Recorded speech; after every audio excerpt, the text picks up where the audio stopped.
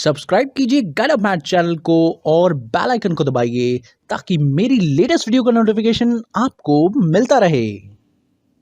नमस्कार दोस्तों, स्वागत है आप लोगों का आपके अपने YouTube चैनल में जिसका नाम है गाइड ऑफ मैथ। दोस्तों आज का वीडियो है कुछ नया। आज के वीडियो में हम लोग कॉन्सेप्ट जो डिस्कस करने वाले हैं वो क्या है, आइए बात करते हैं। आज के वीडियो में जो कॉन्सेप्ट है हमारा, देखिए दोस्तों, उसके लिए समझने से पहले आपको यहाँ पर ध्यान देना होगा कि हमारे पास कुछ क्वेश्चंस है जिसके ऊपर मैं आपको आज कॉन्सेप्ट कराऊंगा। दोस्तों ध्यान से देखिएगा। सबसे पहले मैं आपको बताना चाहूंगा कि किसी पीरियड का प्रॉफिट हम लोग को एक बार चेक करना चाहिए और मैं आपको दिखाना चाहूंगा कि ऐसा क्यों होता है, क्या है इस कॉन्सेप्ट का नाम, ये सब कुछ बताऊंगा। लेकिन फिलहाल पहले आप ये देखिए कि आपको 1 अप्रैल से लेकर 31 जुलाई तक का अपना प्रॉफिट चेक करना है। तो चलिए देखते हैं, एक बार अपने प्रॉफिट एंड लॉस अकाउंट में चलते हैं और यहाँ पर ऑल्ट F1 करते हैं और एक बार ऑल्ट F2 के साथ पीरियड लेते हैं 1 अप्रैल से लेकर 31 जुलाई। तो 1 अप्रैल से 31 जुलाई अगर मैंने आपको पीरियड दिखाया और इसके अंदर आपको आपका प्रॉफिट दिखाया, तो आप देख सकते हैं मेरे पास प्रॉफिट तो नहीं लेकिन यहाँ पर नेट लॉस ज़रूर आ रहा है। तो अब करना क्या है दोस्तों, अब करना यह है कि मान लीजिए कि कोई एक ऐसा एक्सपेंसेस है जो मैं रिकॉर्ड तो करता हूँ लेकिन वो पेड बेसिस पर रिकॉर्ड करता हूँ।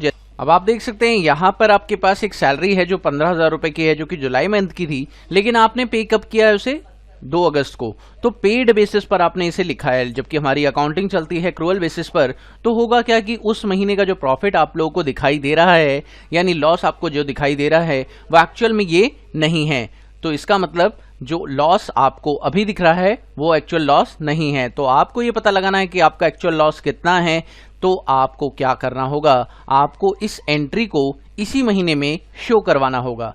तो दोस्तों शो करवाने के पर्पज से ही हम लोग ये दिखाते हैं। और इसका एक वजह और भी है कि आपके सीए ने आपसे सवाल पूछा कि आपका लॉस कितना है, तो आपने कहा इतना, लेकिन आप कह रहे हैं कि हमारा लॉस कुछ और है।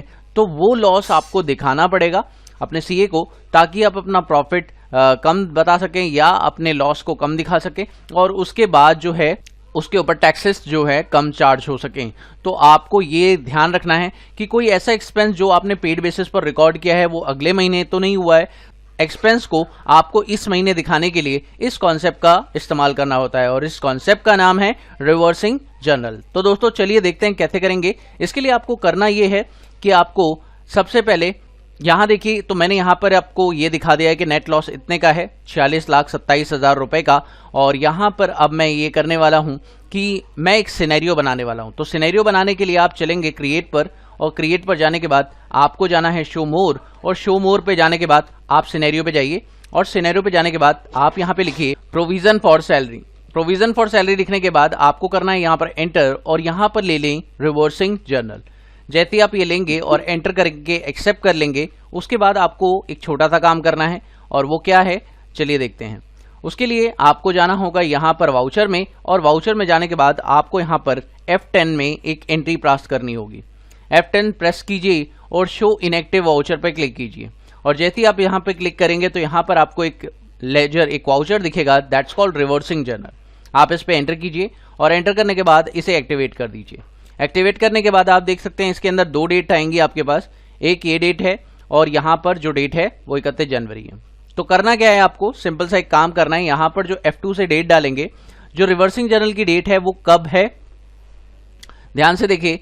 आप ये एंट्री कब कर रहे हैं, ये एंट्री आप कर रहे हैं 31 जुलाई को, ठीक है।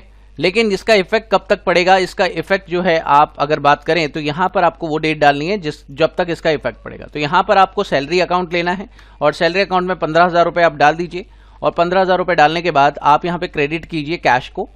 और अब देखिए दोस्तों, इसका इफेक्ट आपको जब तक पड़वाना है और वो है 2 अगस्त, यानी इसका इफेक्ट आपको 2 अगस्त पर पड़ेगा। यानी इस एंट्री को देखिए, ऐसा नहीं है कि एंट्री को पास नहीं करना है, एंट्री को पास भी करना है, लेकिन इसका इफेक्ट भी दिखाना है, ताकि आप इस एंट्री को, एक ऐसी एंट्री जो आप लोगों को टेम्पररी बेसिस पर पास करनी है फॉर द पर्पस कि आप अपना प्रॉफिट सही दिखा पाएं।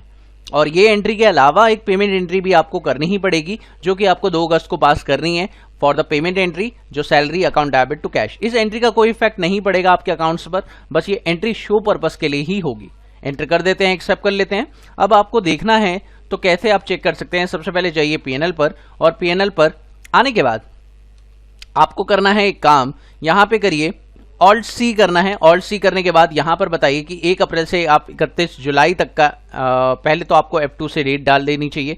F2 से यहाँ पर 1 अप्रैल से लेकर 31 जुलाई की डेट डाल दीजिए और उसके बाद आप यहाँ पर करिए ऑल्ट सी, और ऑल्ट सी करने के बाद 1 अप्रैल से 31 जुलाई तक की डेट, बेस करेंसी, और आपको यहाँ पर एक्चुअल नहीं लेना है, यहाँ पर आपको प्रोविजन लेना है और वेरिएंसेस के साथ दिखाना है तो यस कीजिए। अब आप देख सकते हैं आपके पास एक इनडायरेक्ट एक्सपेंस में 15,000 रुपए का जो एक्सपेंस है वो आपको दिखाई दे रहा है, जिसकी वजह से आपका जो लॉस है वो गिर गया है, देख सकते हैं।